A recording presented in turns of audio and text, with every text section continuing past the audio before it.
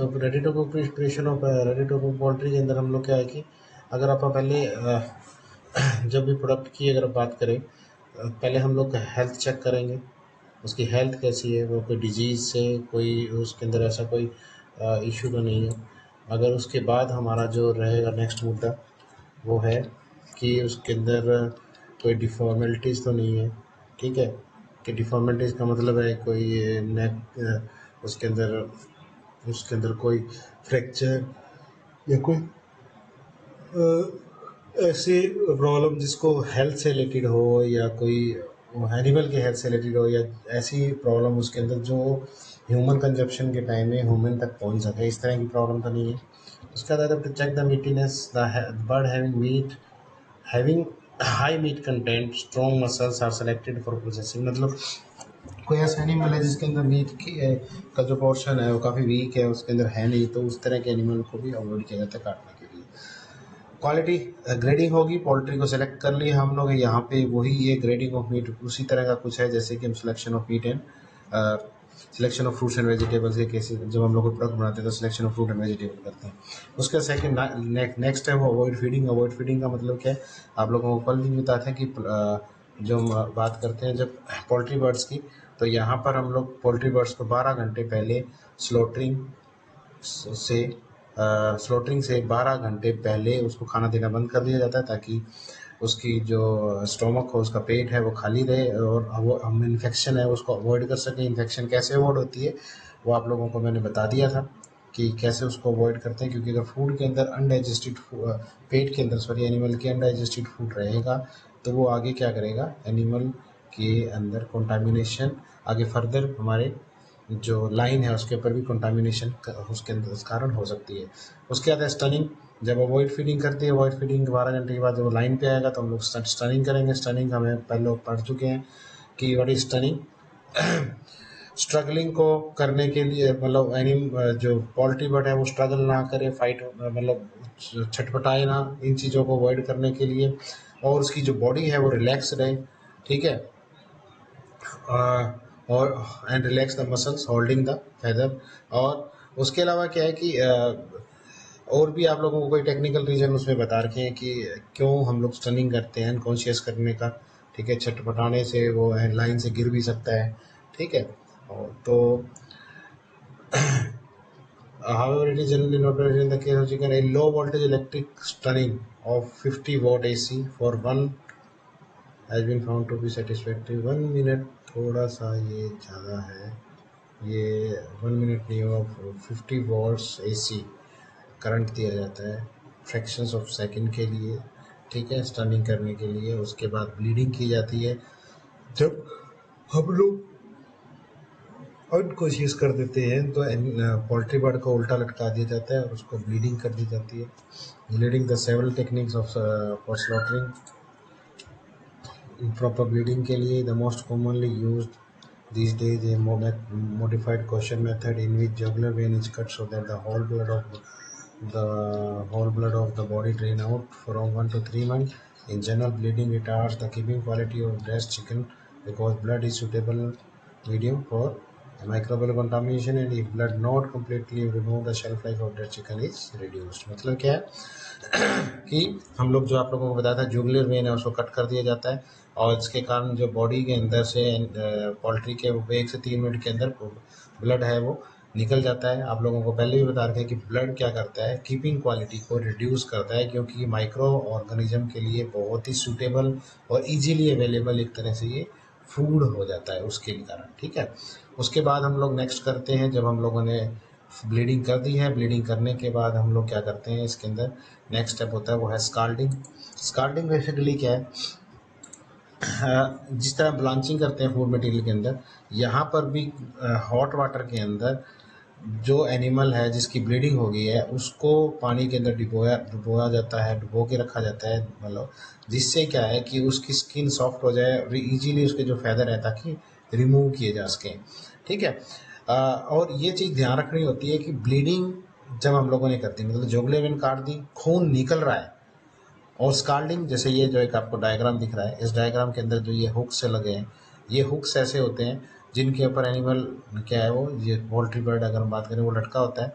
और ये कन्वेयर, ये चेन कुछ अगर हम बताता हूँ मैं इसके अंदर होता क्या है। वैसे जैसे ये है, ठीक है, इसके अंदर क्या होगा कि आपका जो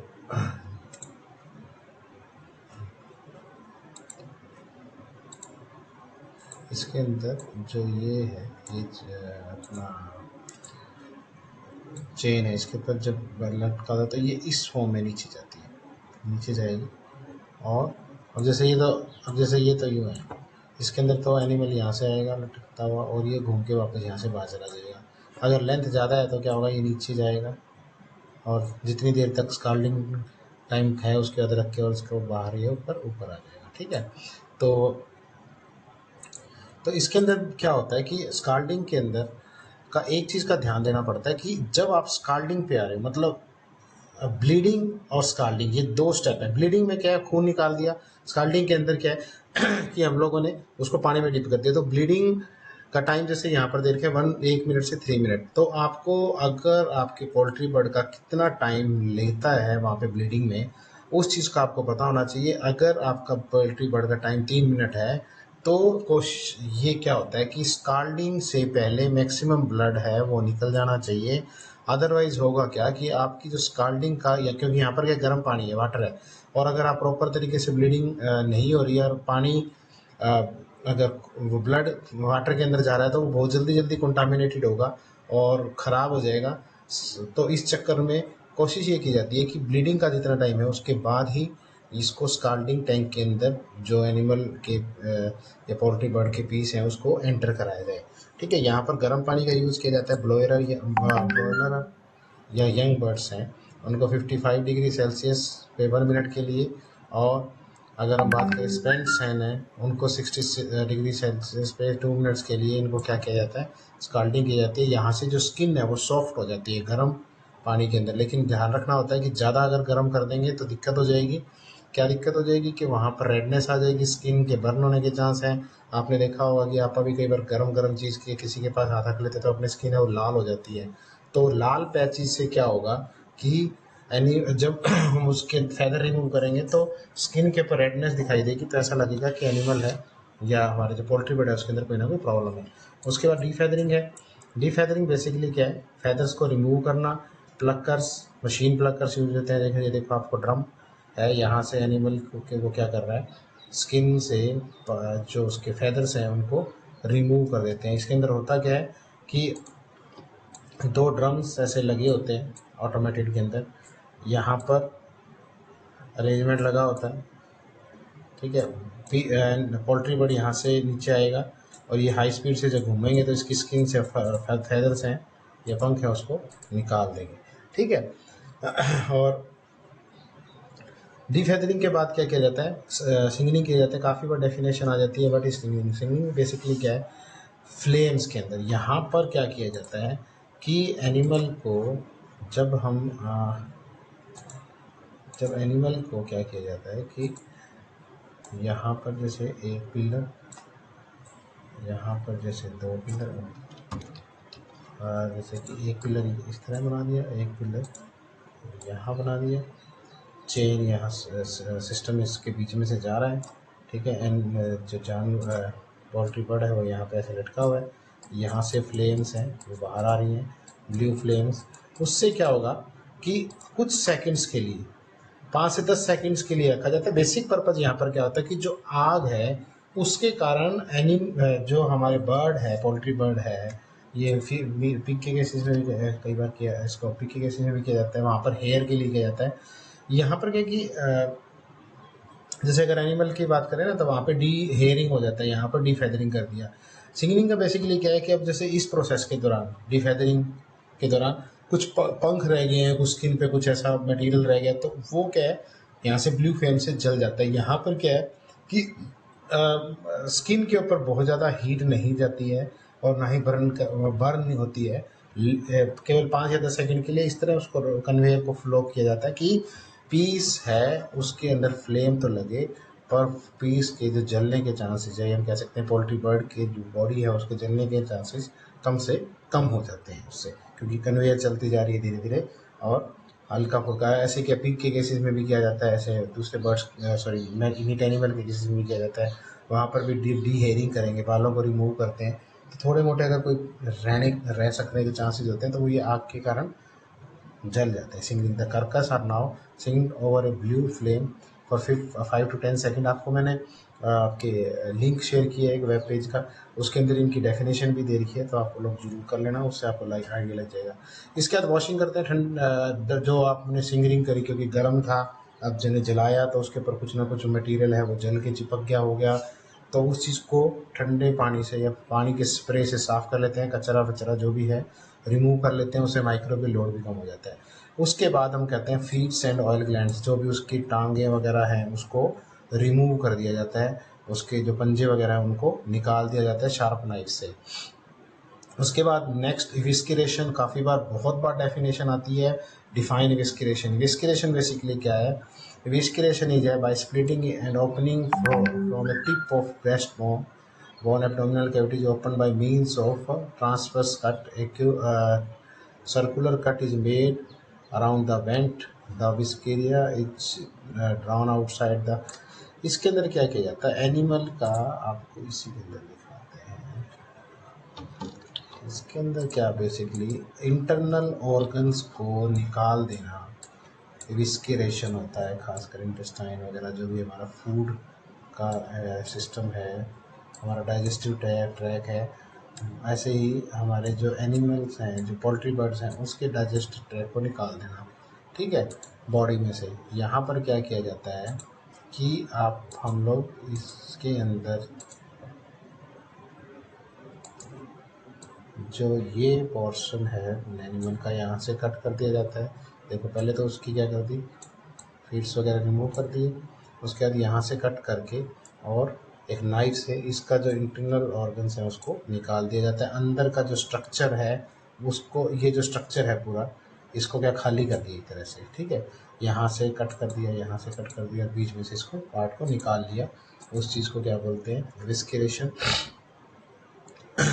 इसके meanwhile a slit is made in skin of neck for easy removal of crop यहाँ पे, एंड आफ्टर पोस्ट मॉइस्चराइजेशन इसके अंदर फिर क्या करते हैं, जब ये इसके अंदर से निकाल लिया मटेरियल, तो इसके अंदर से बहुत से ऐसे पार्ट होते हैं जो एडिबल होते हैं, एडिबल मतलब खाने वाले होते हैं, खाए जाते हैं, तो उसको क्या किया जाता है कि पोस्टमार्टम इंस्पेक्शन करते हैं। इसकी पोस्टमार्टम इंस्पेक्शन करने के बाद अगर वो सही है तो उनको अलग अलग करके, जैसे इसके अंदर है लंग्स को अलग कर दिया, ऑस्फोगेरस को अलग, ऑइसोफेरगस को अलग कर लिया, ठीक है, इंटेस्टाइन को अलग कर दिया, गॉल ब्लैडर को अलग कर लिया, किडनी को अलग कर दिया, कुछ पार्ट किसी काम आ रहा है, कोई पार्ट किसी काम आ रहा है, कोई पार्ट किसी काम आ रहा है, सभी पार्ट्स को अलग अलग कर दिया जाता है। किसी पार्ट की मार्केट वैल्यू ज़्यादा है, किसी पार्ट की कम है, तो किस पर्पज़ के लिए कौन सा यूज़ करना है उसके हिसाब से सेपरेट कर लिया जाता है। उसके बाद है चिलिंग एंड ड्रेनिंग। वॉशिंग करने के बाद, इसमें मैंने स्टेप जानबूझ के रिमूव कर दिए ताकि कन्फ्यूजन हो। वॉशिंग कर दी, चिलिंग एंड ड्रेनिंग कर दी है। After washing the dressed birds are chilled in a chilling tank containing slush ice and crushed ice. उसके बाद क्या 30 उनको जो आपने रिमूव करा था सारा कुछ, उसके बाद इसको अच्छे से साफ़ कर दिया जाता है ताकि कोई कटिंग वगैरह के टाइम में और अनवांटेड पार्टिकल ना रह गया हो। और उसके बाद उसका जो टेम्परेचर है उसको कम कर दिया जाता है। इंटरनल टेम्परेचर जो कार्कस, जो ये बॉडी बची है इसको कार्कस बोलते हैं, उसका जो टेम्परेचर है 4 डिग्री सेल्सियस कम से कम इसके अंदर रहना चाहिए। और उसके बाद फिर इसको एक बार फिर गैस बर्ड्स को थोरोली थोड़ा सा साफ़ कर लिया जाता है, क्लीन कर लिया जाता है, ठीक है, और टेम्परेचर है वो 15 ± 5 डिग्री के आसपास उसको रखा जाता है। अब उसके बाद क्या रह गया, ग्रेडिंग। ड्रेस्ड चिकन जो हमारे पास आ गया उसके अंदर उसकी condition basis of conformation degree of fleshes है, उसके ऊपर कितने किस तरह का कट है, कितने प्रॉपर तरीके से कट लगा हुआ है, या कोई फालतू के कट तो उसके अंदर नहीं है, उसके हिसाब से उसकी ग्रेडिंग कर दी जाती है। फिर उसको बाद में पैक कर दिया जाता है। पैक करने के बाद dressed chicken can be stored at 22 degree Celsius for 7 days and D freezing यानी -18 से -20 डिग्री सेल्सियस पे अगर हम रखेंगे तो 4 से 6 महीने उसको रखा जा सकता है।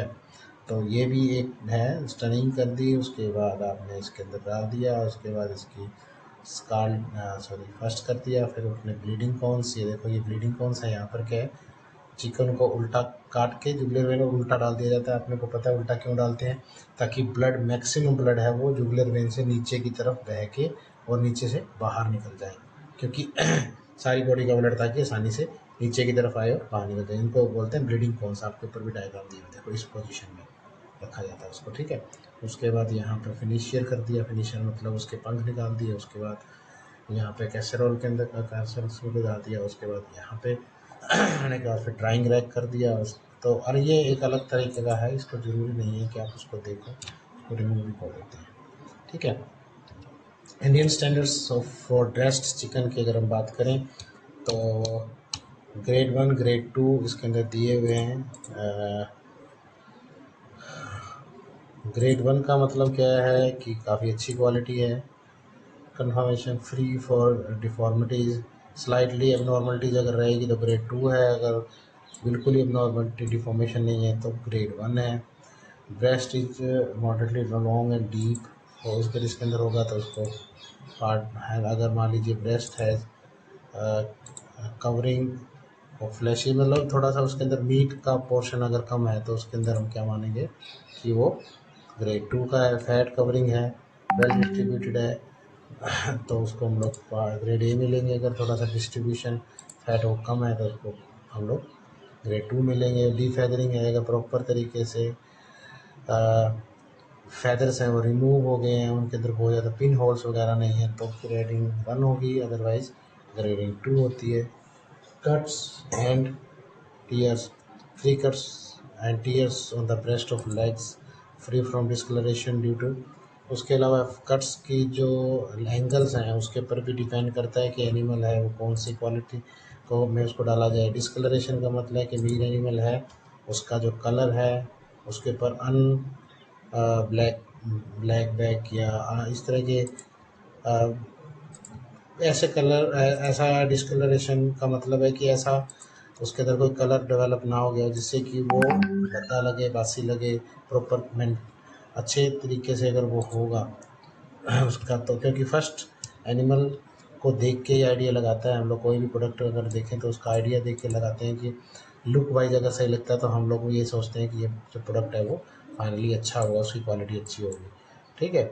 उसके बाद अगर हम बात करें फ्रीज बर्न, फ्रीज बर्न का मतलब हमें पता है कि may have an occasional bookmarks due to drying of inner layer। अगर के कारण क्या होता है कि एकदम से जब high temperature sorry low temperature में मीट पीसीज को छोड़ देते हैं तो वहाँ पर सब्लिमेशन प्रोसेस हो जाती है और उसके कारण पैचेस से बन जाते हैं कलर के, ऑफ कलर के। तो वो चीज़ इसके अंदर नहीं होगी, अगर होगी तो ग्रेड 2 में आ जाएगा। वो ऐसा नहीं है कि वो मीट को खा नहीं सकते, लेकिन क्या होता है कि उसकी अपीयरेंस डाउन हो जाती है। तो अगर ऐसा है तो ग्रेड 2, अगर नहीं है उसके अंदर तो ग्रेड 1।